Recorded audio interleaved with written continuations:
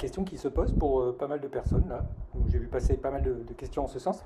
C'est comment est-ce possible, comment les personnes ont pu se retrouver dans l'enclos, à proximité immédiate du début de l'éruption.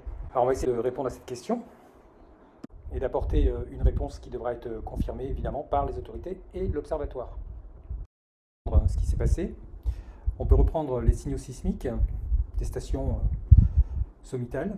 Alors moi j'ai pris la station DSO, qui est la plus proche en fait du site de l'éruption se situant donc pratiquement au sommet sur le flanc sud du cratère de Lomieu. Alors ici on a bien la station DSO et je l'ai prise en fait depuis minuit, c'est-à-dire 4 heures du matin à La Réunion. Je rappelle que toute l'activité sismique est enregistrée selon l'heure universelle.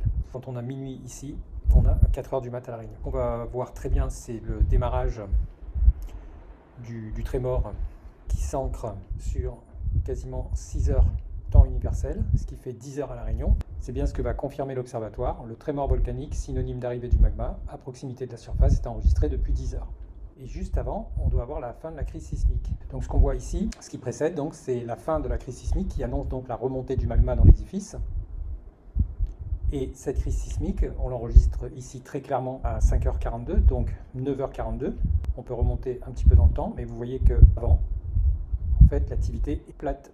On n'a pas d'activité en fait annonciatrice. Avant, en tout cas à cette échelle de temps, 42 ici, on a quelques séismes avant à 5h39, donc 9h39 à La Réunion.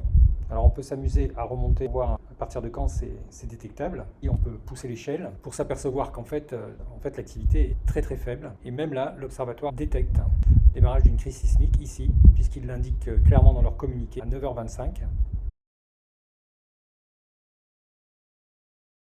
Mais avant, on a vraiment un signal qui ne donne pas grand-chose.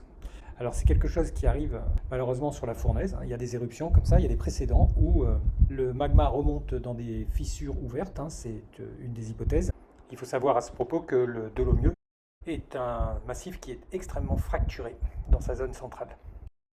C'est une remontée relativement asismique qui donne très très peu de séismes donc, et qui reste quasi indétectable, si ce n'est, comme on le voit ici, une crise sismique très tardive et qui précède de très très peu en fait l'arrivée du magma en surface.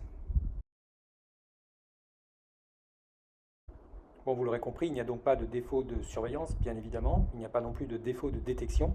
C'est tout simplement qu'il y a une absence de signaux et l'éruption n'est prévisible que dans les dernières dizaines de minutes qui précèdent son début. Voilà, et c'est pas un inédit, c'est des situations qui se sont déjà produites. Et personnellement, j'ai déjà eu l'occasion de m'entretenir avec Andrea Di Muro qui nous faisait savoir qu'effectivement c'était un des cas qu'on pouvait redouter. Donc voilà, ces gens sont quittes pour une belle frayeur, sans conséquences trop graves, heureusement.